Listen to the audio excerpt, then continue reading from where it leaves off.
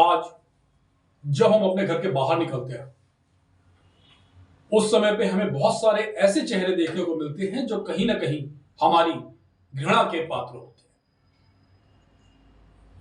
हैं। जरूरी नहीं कि वो लोग बुरे होते हैं इसलिए हम उन्हें घृणा की दृष्टि से देखते हैं।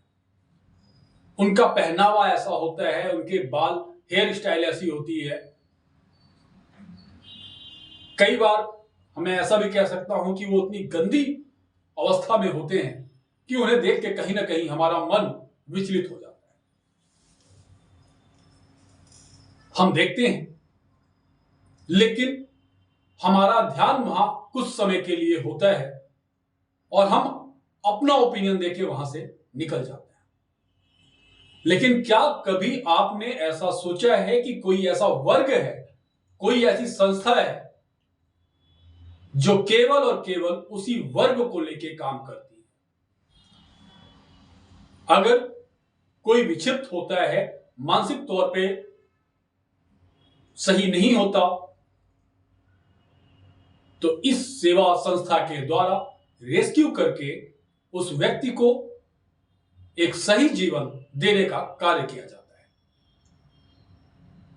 जी हां, मैं बात कर रहा हूं अपना घर आश्रम की। ये वो संस्था है जो रोड में घूम रहे समस्त विक्षिप्त लोगों को एक नया जीवन देने का कार्य करती है।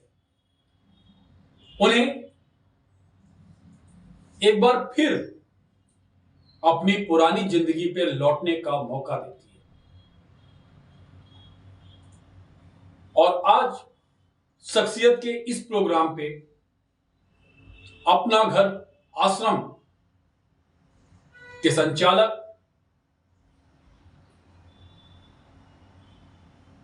आदरणीय गोपाल जी मौजूद हैं, जिनका हम स्वागत करते हैं और उनसे पूरी जानकारी लेते हैं कि किस तरीके से वो इस सेवा भाव को आगे बढ़ाते हैं, क्या क्या तकलीफें आती हैं उनको इस सेवाओं को करने में, क्या क्या सपोर्ट उन्हें समाज के द्वारा दिए जा रहे हैं, किस तरीके से उन्हें जानकारी मिलती है लोगों की। तो आइए अपने इस चरण में हम बात करते हैं गोपाल जी से और समस्त चीजों की जानकारी प्राप्त करते हैं और आपसे साझा करते हैं। महोदय, स्वागत है आपका हमारे इस कार्यक्रम रिपोर्टर बाबा शख्सियत में। सबसे पहले मैं आपसे आपका परिचय लेना चाहूंगा। मैं गोपाल प्रसाद सुल्तानिया, क्रेस्ट ग्रीन, रामनगर, कोटा, वहाँ मेरा निवास है। बच्चे लोग व्यापार करते हैं और अपना काम सेवा का काम है। सुल्तानी जी, आप एक ऐसी संस्था से जुड़े हुए हैं जो अपने आप में अद्भुत है। हम उस संस्था के बारे में आपसे कुछ जानना चाहते हैं और उस संस्था का नाम क्या है वो भी आप अपने मुखार से बताइए। ये अपना घर आश्रम संस्था एक भरतपुर की संस्था है जी। ये बहुत बड़ी संस्था है और निस्वार्थ सेवा करती है। मैं लगभग 8-10 साल से भरतपुर से जुड़ा हुआ हूँ। तो मैं एक बार किसी के कहने से, हमारे परिवार के एक सदस्य के कहने से वहाँ गया। जाने के बाद में वहाँ की सेवाएं देखकर बहुत मेरे मन में ये भाव आया कि क्यों ना ये एक संस्था मतलब आश्रम रायपुर में खोलना चाहिए। जी बिल्कुल। इस आश्रम को खोलने के पीछे हमारे परिवार में भी इच्छा थी, लेकिन किसी कारणवश संभव नहीं हो पाया। लेकिन ये सेवा होनी चाहिए, मन में एक मेरी बेचैनी बनी रहती थी। तो मैंने इसके लिए प्रयास किया। गोपाल बाबू तक बात पहुंची, उन्होंने इस काम को अंजाम दिया। ये रायपुर वासी और मेरा सौभाग्य है और गोपाल बाबू ने मुझे इस सेवा कार्य से जोड़ा, ये मेरे लिए परम सौभाग्य की बात है। अपना घर आश्रम क्या है और यहाँ किस किस तरीके के क्या उद्देश्य है इनका अपना घर आश्रम का? देखिए, अपना घर आश्रम थोड़ा सा मैं भरतपुर का परिचय पहले दूंगा जी, क्योंकि हमारा मुख्यालय वही है। वहाँ आदमियों की तो सेवा होती ही है, बच्चे बूढ़े, आदमियों के अलावा संसार के जितने जीव हैं, गाय, कुत्ते, बिल्ली, कबूतर, मोर, घोड़ा, इन सबकी भी सेवा होती है वहाँ, बंदर। वहाँ अभी 2000 गौ माता है, गौशाला है बहुत बड़ी, और उनके जो छोटे बच्चे रहते हैं उनके लिए स्कूल है, उनका अस्पताल, बहुत बड़ी संस्था है। आज की तारीख में 5000 प्लस प्रभु जी लोगों की सेवा होती है, 2000 गौ माता की सेवा होती है। तो उसी को देखकर फिर हमने ये रायपुर में एक मेरी इच्छा थी, और प्रभु की कृपा से इच्छा पूरी भी हुई और मुझे उस सेवा से जुड़ने का अवसर मिला। ये मेरा सौभाग्य है। अब इसमें हम इस आश्रम में ऐसे आदमी को लेते हैं जो जिनको संसार में कोई नहीं होता, सिर्फ 3 होते हैं, सड़क, आसमान, ईश्वर। मिला तो खाए, नहीं मिला तो खाए, तन पे कपड़े हैं तो ठीक है, नहीं है तो ठीक है, शरीर से अपंग है तो ठीक है, आंख से दिख रहा है तो ठीक है, नहीं दिख रहा है तो ठीक है, कीड़े हैं, किसी भी स्थिति में रद्दी से रद्दी कंडीशन में बस वो लावारिश होना चाहिए। हमारी यही एक कंडीशन रहती है। हम लोग भिखारी को नहीं देते, घर वाले को नहीं देते। तो ऐसे लोगों को हमारा आश्रम में जैसी हमको सूचना मिलती है, जानकारी मिलती है, हमारे आश्रम से गाड़ी आती है, एम्बुलेंस उनको लेके जाती है। वहाँ लेके जाने के बाद उनको नहलाना धुलाना, साफ सफाई, कपड़े वस्त्र फैलाना, दाढ़ी बाल, मतलब एक सामान्य इंसान की तरह उनकी प्रक्रिया रहती है। उसके बाद दूसरे दिन या उसी दिन उसको अस्पताल में ले जाके उसकी जो प्रारंभिक जांचें हैं, इसमें इसके शरीर में कोई बीमारी है, ब्लड है, यूरिन है, वो सारी जांचें हम लोग कराते हैं। जांच कराने के बाद यदि कोई बीमारी निकलती है तो फिर उसकी इलाज अस्पताल के माध्यम से, हमारे आश्रम के माध्यम से वो प्रक्रिया जारी रहती है। फिर वो आश्रम की सेवाएं पाकर कोई महीने में, कोई 2 महीने में, कोई 3 महीने में, कोई 4 महीने में, कोई 6 महीने में ठीक हो जाता है। कुछ लोग ठीक नहीं भी होते, तो ठीक होने के बाद अपने घर का अता पता बताता है, फिर उसके घर वालों से हम लोग संपर्क करते हैं। संपर्क करने के बाद उनके घर वाले लेना चाहते हैं तो उनको बुलवाकर हम लोग दे देते हैं, और कुछ लोग नहीं लेना चाहते हैं, नहीं लेना चाहते, उनको आजीवन हमारे आश्रम में रखा जाता है। अपना घर आश्रम की बात कर रहे हैं, तो अपना घर आश्रम भरतपुर जहाँ से संचालित होता है, वहाँ की रसोई काफी फेमस है। उस रसोई के बारे में आप कुछ बताइए कि रसोई में आखिर ऐसा क्या खास है कि इतने बड़े प्रांगण में, मतलब इतने बड़े क्षेत्रफल में उस रसोई को डेवलप किया। साहब बहुत सारी ऑटोमेटिक मशीन, आज हर जगह आदमियों की समस्या है जी, आदमियों की काम करने की समस्या है। बिल्कुल, आदमी आज बिना काम के तनख्वाह चाहता है, पहली बात। दूसरी बात, आज आदमी शरीर से, मतलब पहले जो आज 20 साल 30 साल पहले जो आदमी 100% काम करता था, जो 20%, जैसे एक एग्जाम्पल, पहले आज 25 साल पहले 100 किलो का बोरा एक लेबर उठा के गाड़ी में लोड कर देता था, आज वही 25 किलो 30 किलो के कट्टे हो गए। बिल्कुल, तो आदमियों की काम करने की क्षमता खत्म हो गई या कम हो गई, तो आज सब मशीनों का सहारा हो गया। कितने स्क्वायर फीट में वो रसोई बना हुआ है, थोड़ा सा बताइए आप उसके बारे में। रसोई अब मैं स्क्वायर फीट तो नहीं बता सकता, लेकिन काफी बड़े क्षेत्र में लगभग कितने लोगों का खाना वहाँ एक साथ बन जाता है? वहाँ 5000 प्लस लोगों का भोजन बनता है। और बैठने की कितनी व्यवस्था दी गई है वहाँ पे? बैठने की जी नहीं, बैठने की व्यवस्था नहीं, उनका वो हॉल बना हुआ है, केवल वो खाना बनाने के लिए उतना बना हुआ है, वो उतना बड़ा। वहाँ खाने की व्यवस्था नहीं है? नहीं, खाने की व्यवस्था अलग हॉल है। अलग हॉल है, ओके, अलग हॉल है।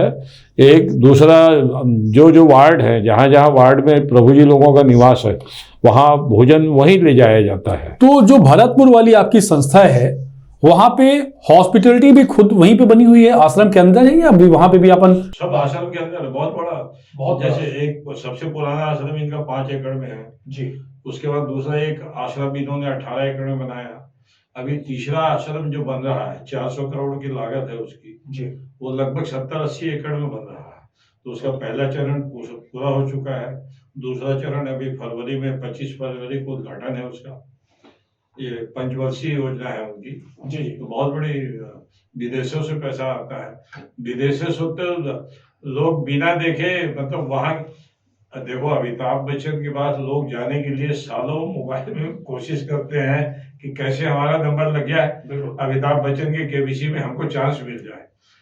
अमिताभ बच्चन जी ने वहाँ की प्रशंसा सुनी, वहाँ की सेवा सुनी, तो उन्होंने खुद डॉक्टर साहब को स्पेशल बुलवाया बिना प्रयास के। और अमिताभ बच्चन के मतलब कार्यक्रम में शरीक होने के बाद भरतपुर आश्रम और ज्यादा प्रचलित हो गया, लोगों को जानकारी मिली और बहुत से लोग जुड़ गए। आज लाखों आदमी भरतपुर आश्रम से जुड़े हुए हैं और जो भी वहां जाता है ना, वो आज 60 आश्रम बन गए। जब मैं जुड़ा था तो 32-33 आश्रम थे, और अभी 2024 में 10-12 आश्रम और बन जाएंगे। तो जो भी आदमी जाता है वहाँ की सेवा के भाव इतने मतलब अद्भुत है कि मतलब उसका बखान करना उसके लिए शब्द नहीं है। भरतपुर आश्रम जो बना तो ये किसका विचार था? ये डॉक्टर BM भारद्वाज, जी BM भारद्वाज वहाँ के प्रमुख हैं। ये स्कूल में पढ़ते थे, इनके साथ इनकी वो जो धर्मपत्नी है अभी, वो भी उसी स्कूल में पढ़ती थी।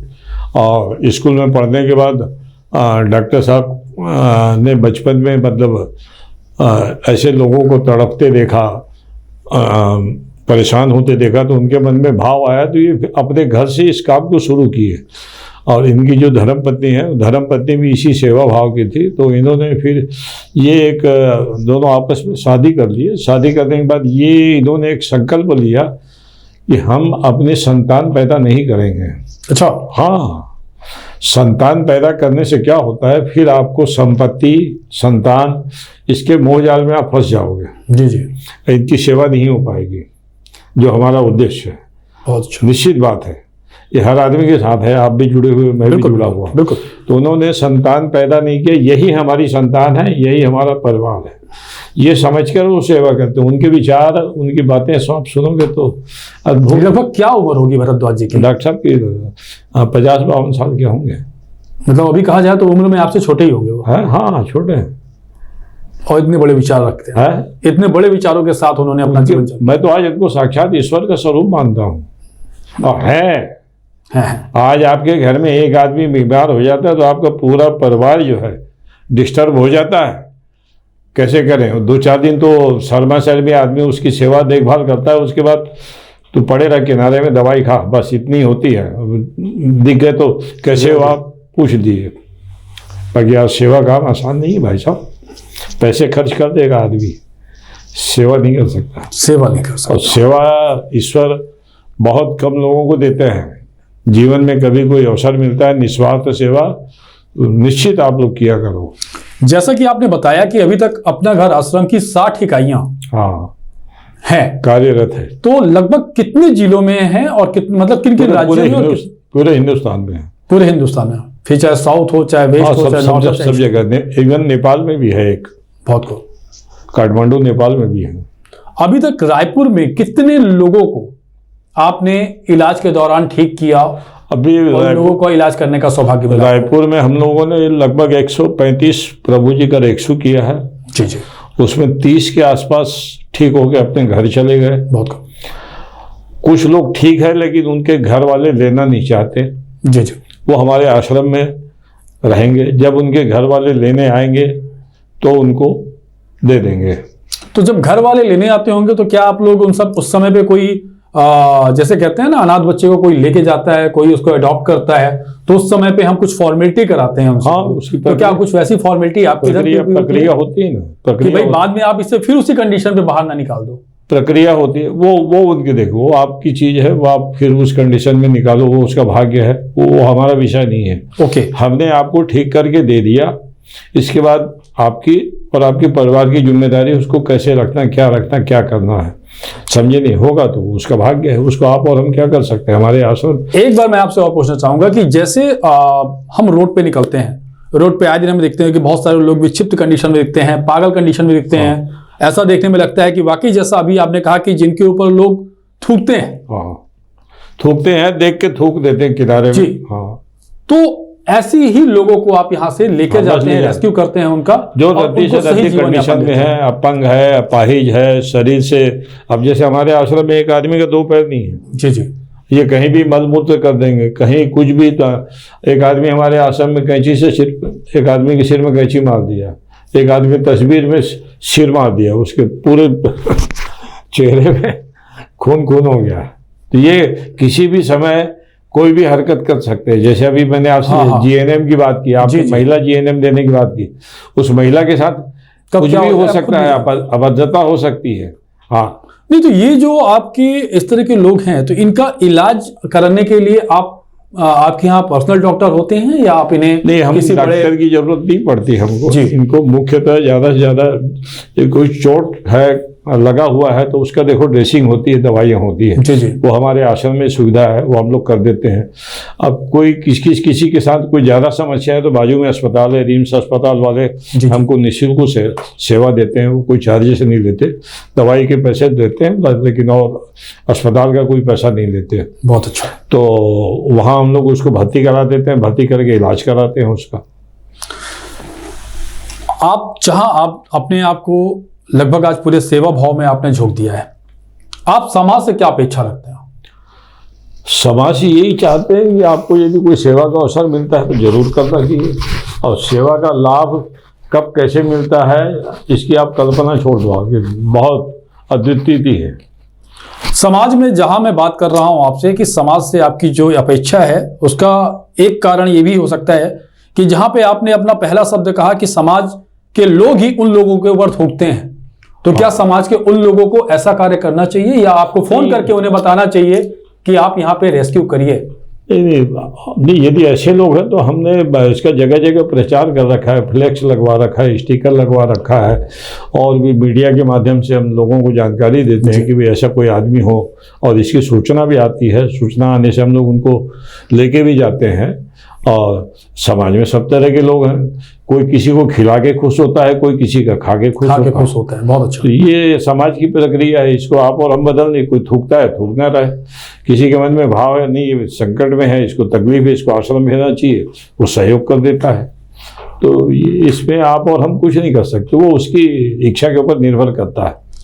आज मैं एक चीज आपसे पूछना चाहूंगा कि आज समाज जहां निरंतर एक लगातार एक टारगेट सबका हो गया है कि मुझे पैसा कमाना है, लेकिन वहीं पे क्या लग रहा है कि आगे आने वाला जो समय होगा वहां पे भी ऐसे महानुभाव, जैसे आप भरद्वाज जी की बात की है, हाँ। ऐसे लोगों का जन्म होगा जो सेवा भाव में अपना पूरा सर्वस्व न्यौछावर कर दिया।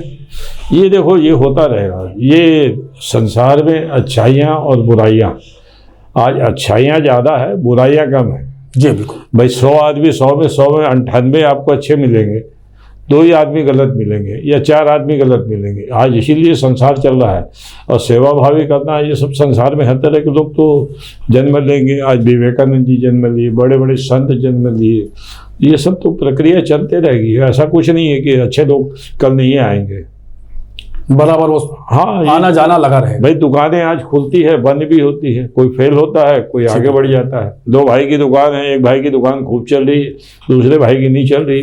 अभी तक आपके आश्रम का कोई ऐसा किस्सा जो आपको हमेशा याद रहा?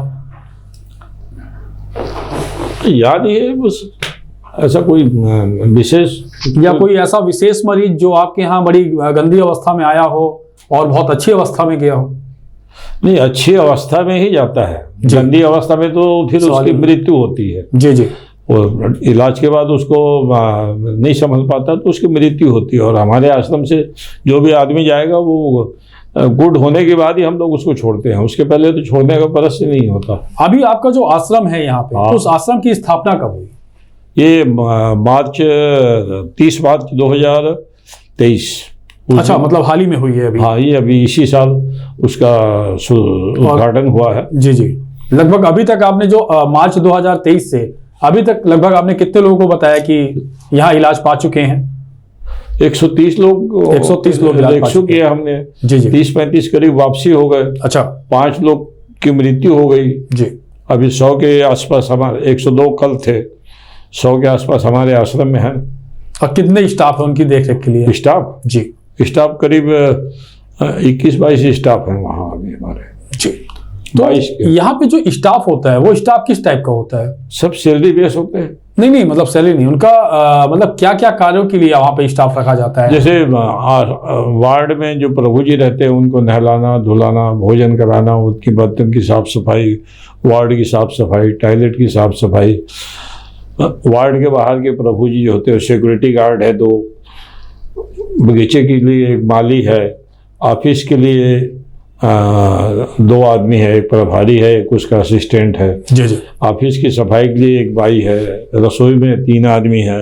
ऐसे सारे मिला के लगभग 22 कर्मचारी हमारे यहाँ सब सैलरी बेस पे है। तो आप लोगों का जाना निरंतर वहीं होता है? हाँ, हफ्ते में प्रयास ये रहता है कि एक विजिट, जैसे कल ही गया था मैं। जी जी। रविवार नहीं, सोमवार को गए थे, कल ही गए थे।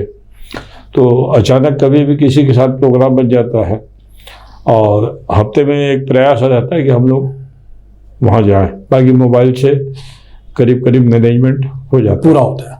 तो इसमें ये जो यहाँ पे आपने गोपाल जी का नाम लिया, गोपाल जी के अलावा भी पूरा समाज के द्वारा ये चलाया जा रहा है या केवल नहीं? अभी इसमें गोपाल जी का ही विशेष योगदान है? गोपाल जी ने भवन का निर्माण कर दिया। बिल्कुल। निर्माण करके उन्होंने एक समिति बना दी। ओके। उस समिति और गोपाल जी इस सब के माध्यम से ये आश्रम चल रहा है।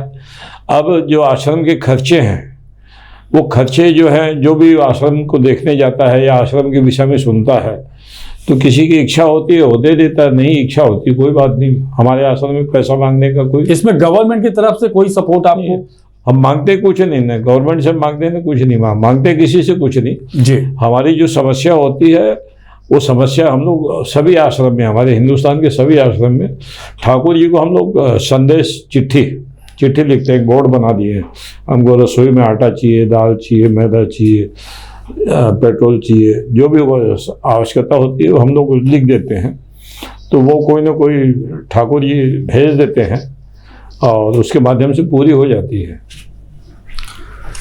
आज भी यहाँ पे ये देखा जा रहा है कि ठाकुर जी को एक चिट्ठी लिखी जाती है, उन्हें बताया जाता है कि उस आश्रम में किन किन चीज़ों की कमी है और ठाकुर जी किसी न किसी को भेज के वहाँ पे उन आवश्यकताओं की पूर्ति करते हैं।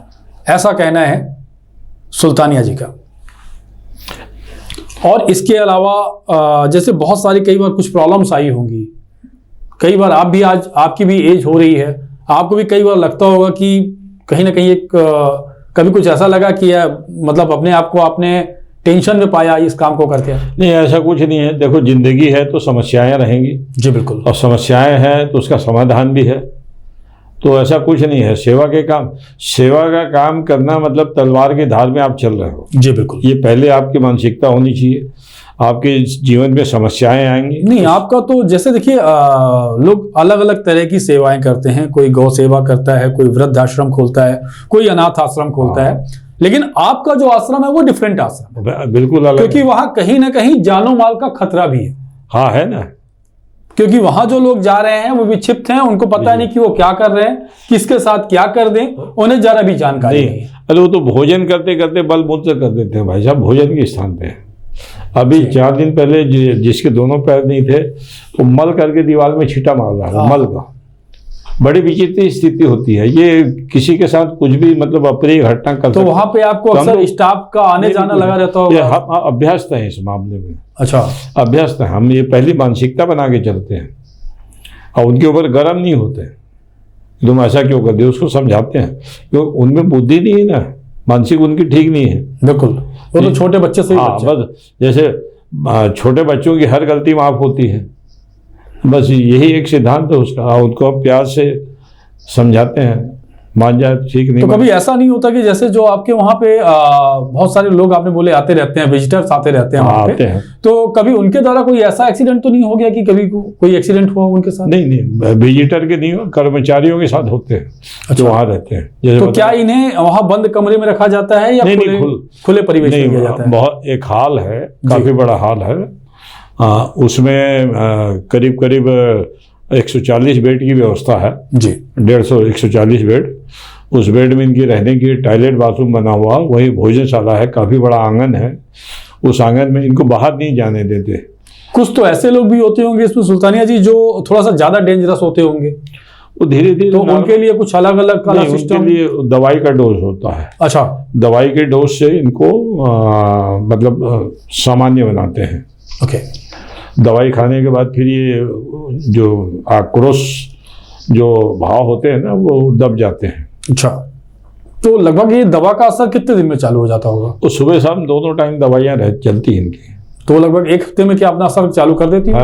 एक हफ्ते में अपना असर हो जाता है, दवाइयों का असर होता है? दवाई तो तुरंत असर करेगी। अच्छा। हाँ, तुरंत करती है, लेकिन ये तो दवाई उसकी स्थिति के ऊपर निर्भर करता है। इसको 1 महीना देना है, 2 महीना देना है, 6 महीना देना है, क्या इम्प्रूवमेंट है क्या नहीं है। तो हर आदमी के शरीर का वो कार्य क्षमता अलग अलग होती है, कोई जल्दी ठीक हो जाता है, कोई लंबा समय लेता है। इसके अलावा आप और कौन कौन सी अपना घर आश्रम में और किन किन सेवाओं को अभी आप जोड़ने वाले हैं? बस अभी अपना घर आश्रम में यही लावारिस लोगों की सेवा होती है। इसके अलावा मैं गौ सेवा में मेरी रुचि रहती है। जी जी। हाँ, और बाकी छोटी मोटी सेवाएं तो निरंतर जारी रहती है। हाँ, अब जैसे किसी को कंबल देना है, किसी जैसे पिछले साल मेरी 50वीं एनिवर्सरी थी, मैंने 6000 नए कपड़े बांटे। हाँ, स्कूलों में, रायपुर में, आपके आंगनबाड़ी केंद्र में। तो छोटी मोटी सेवाएं तो निरंतर चलते रहती है, अभी लंबे समय से चल रही है। एक क्वेश्चन मेरे मन में आता है कि कई बार मैंने कई लोगों के इंटरव्यूज किए और हमेशा देखता हूं कि अग्रवाल समाज और जैन समाज ही हमेशा अग्रणी होता है सेवा भाव में, ऐसा क्यों? ये आपने भी देखा होगा। ये है ना, देखा तो क्या ये अलग समुदाय में ये चीज क्यों नहीं आती? ये ठाकुर जी, ये आपके अच्छे पुण्यों का कर्म है। जी जी। सेवा हर आदमी को ठाकुर जी नहीं देते। आपको सेवा करने का अवसर मिला है, मतलब आपको प्रभु की कृपा हुई तो मिला है, आप चाह के सेवा नहीं करते। बहुत लोगों के पास अरबों खरबों धन पड़े हैं जी, लेकिन वो अच्छे कार्य में नहीं लगते। चोरी चकारी सरकारी सब लद भन इसमें सब चले जाते हैं। बीमारी, बिल्कुल। हाँ, उनके लड़के निकम्मे निकल जाएंगे, वो बर्बाद कर देंगे, सट्टा खेल लेंगे। और अच्छे कार्य में धन का लगना और आपके परिवार से कोई अच्छा कार्य हो रहा है, मतलब ठाकुर जी की, प्रभु की विशेष कृपा है आपके परिवार के ऊपर में, ये काम करने का आपको सौभाग्य प्राप्त हो रहा है। और आजकल आपने देखा होगा कि कहीं ना कहीं सोशल मीडिया के माध्यम से बहुत सारे लोग आपके इसी भाव को कहीं ना कहीं देख के शायद आगे बढ़ रहे हैं और लगातार कुछ नौजवानों के द्वारा भी ये कार्य किया जा रहा है। हाँ, आपने शायद देखा होगा कभी यूट्यूब फेसबुक वगैरह में, आपने भी शायद कभी देखा होगा। करते हैं। तो कहीं ना कहीं आपको लगता है कि सोशल मीडिया से इन सब चीजों में फायदा होता जा रहा है? नहीं, होता है ना, लोगों को जान। आप देखो, इंसान आदमी के शरीर में आप जो चीज आंखों से देखोगे और कान से सुनेगा तो उसका प्रभाव दिमाग में आता है। अब उसकी रुचि होगी तो वो उसको अडॉप्ट कर लेगा, वो रुचि नहीं होगी उसको देखा आउट कर देगा। तो ये आदमी की रुचि के ऊपर डिपेंड करता है, समझे नहीं? बाकी प्रभाव तो पड़ता है ना, प्रभाव पड़ेगा और कुछ लोग जुड़ते हैं। कुछ अभी अब आपके बात करें जो आपने एक समिति की बात की, तो हाँ, उस समिति में कितने लोग हैं? समिति में जी, समिति में हम लोग लगभग 7-8 मेंबर करीब हैं। अच्छा, 8 मेंबर आप लोग हैं अभी समिति में। और इसके अलावा अगर कोई आपसे जुड़ना चाहे तो वो कैसे जुड़ सकता है? जुड़े आए वहाँ सेवा दे। हाँ, जुड़ना, अपना घर आश्रम आप उसकी क्या इच्छा है, क्या सेवा देना चाहता है। जी जी, शारीरिक सेवा देना चाहता है या धन की सेवा देना चाहता है, हर टाइप की सेवा वहाँ पे आप दे सकते हैं। क्या इच्छा है, जी जी, वो उसके ऊपर निर्भर करता है। जी बिल्कुल। आर्थिक है, शारीरिक है, अस्पताल की सेवाएं हैं, खर्चे की सेवाएं हैं, जो उसकी इच्छा है वो उसके लिए, मतलब जो भी जैसी सेवा आप चाहते हैं आपको वहाँ पे इजी अबाउट मिल जाएगी। हाँ, वो उसके करने वाले के ऊपर निर्भर करता है। मैक्सिमम लोग जो है ना आर्थिक ज़्यादा सहयोग करते हैं। जी जी, क्योंकि आर्थिक से वहाँ की सारी व्यवस्था चलती है। बिल्कुल। बस बाकी तो हर काम के लिए हमने आदमी नियुक्त कर दिया है कि नहीं?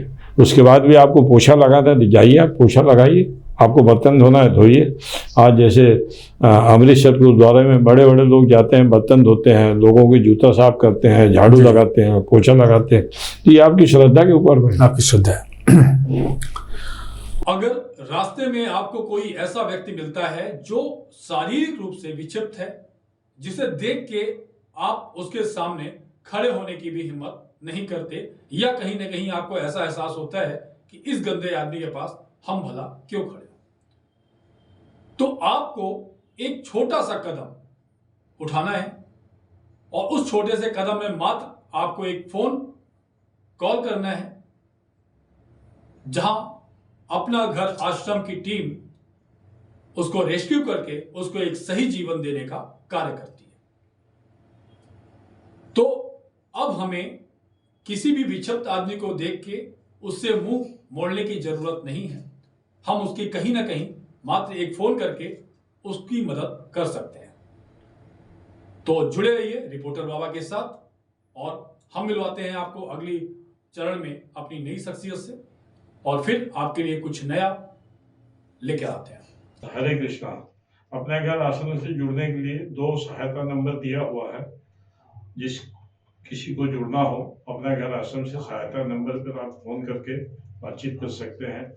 ऐसे कोई प्रभु जी आपको रास्ते में मानसिक रूप से अस्वस्थ हो तो आप वहाँ खबर करके वहाँ गाड़ी बुलवा दीजिए। आपसे हम इतनी अपेक्षा करते हैं कि वहाँ की गाड़ी आते तक उस आदमी को आप अपनी निगरानी में रखिए। वो इधर उधर जाता है तो उसके आगे पीछे आप थोड़ा सा चेक करिए, उसको रोक के रखिए, उसको चाय नाश्ता करा दो ताकि वो आपके पास रुका रहे।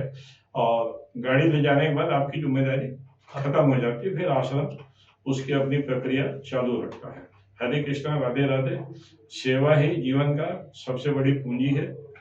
जीव सेवा शिव सेवा। हरे कृष्णा, राधे राधे। अपना घर आश्रम में सहायता नंबर दिए गए हैं जिसका टोल फ्री नंबर है 7620858623।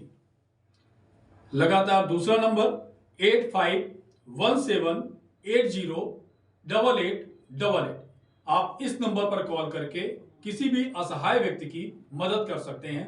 तो एक कदम आगे बढ़ाइए और अपना घर आश्रम से जुड़कर ऐसे गरीब, ऐसे लोगों की मदद करिए जिन्हें समाज कहीं ना कहीं अपने आप से दूर कर चुका है। नमस्कार। नमस्कार सर। ठीक है।